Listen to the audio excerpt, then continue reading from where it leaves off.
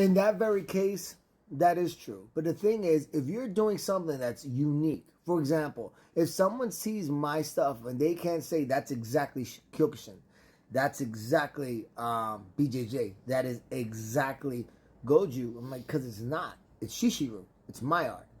But if I'm out here doing something that someone can look at and like, yeah, that's Kyokushin Kai. Or, yeah, that's Rikyu Kempo. Or, that's definitely Nihon Jiu-Jitsu or whatever. Then I could see them being like, well, I'm just teaching my...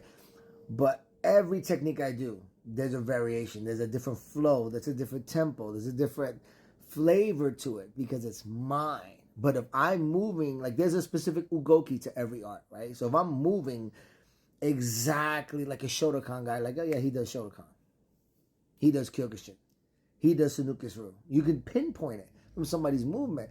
But I present what I do in a way that it's kind of tricky for people to figure it out. They're like, well, I thought he was a karate. Well, that looks like American Kempo. Oh, that looks like...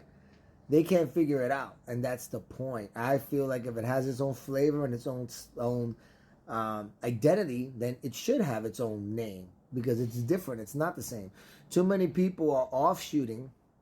That happens a lot with the Kyokushin groups. The materials are the same. They're not doing new kata. They're not doing any different oil. They're not doing any different weaponry. It's literally the same art with a different patch. For whatever reason, they had a disagreement with the organization or their teacher.